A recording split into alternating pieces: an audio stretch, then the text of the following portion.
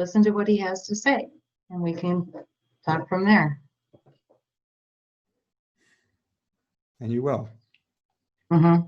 And you can always reach back out to me, and I'll support you in your next steps. Mm-hmm. That's crazy. So he's earthbound? He's by choice.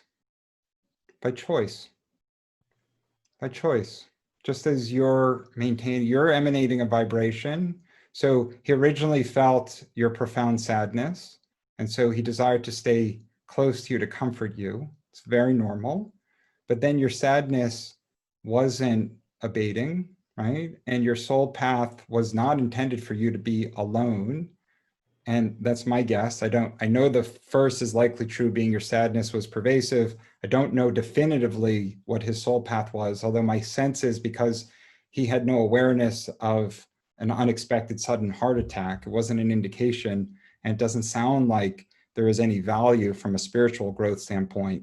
So my sense is that Scott would confirm that it was an unexpected event within the incarnation cycle that ended up interrupting the path that the both of you had set prior to starting your lives. Okay. In which case, he stayed to comfort you. And then as he remained to comfort you, you became, as you never really detached, you continued to emanate a vibration of light and love and desire that he continued to fill. And insofar as it was serving you and it was helpful for you, and he has this profound desire to care for you, he just decided to stay.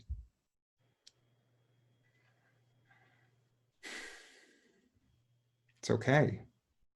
Like, it's okay. It's very it's very special. It's very special. It feels foreign to you because it's so different from the world that you exist in. Right. The practical world that you can feel. But this is just a temporary, this is a monkey suit. This is a temporary physical vessel that your eternal self is using for its journey. Scott's returned to his eternal self, and he's simply choosing to stay close in this dimension, this physical realm, so that he can remain close to you. Wouldn't he be better off not in this realm? Yeah, but he planned on being in this realm for this incarnation anyways.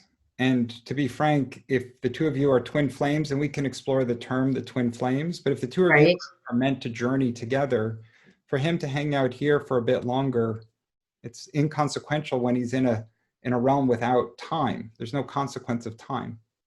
You want me to give you a bit of framework around it? Yeah.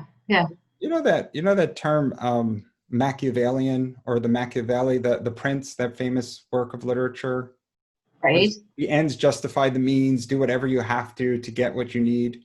And so it was actually written about a noble in Italy, like 500-600 years ago, who had enemies, and he tricked his enemies into thinking that he was going to make peace with them. And then when they came, he killed them all.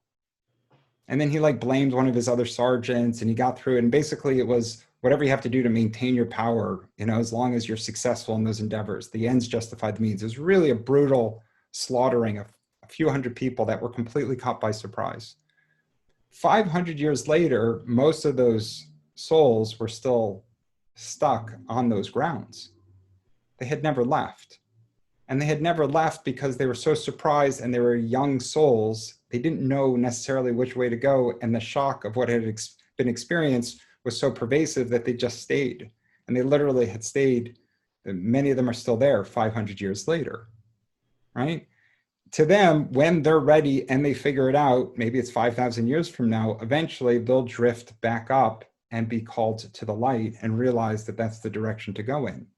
But they're existing in a timeless space. They don't feel time. That concept of time is part of this dimension. It's not part of their dimension.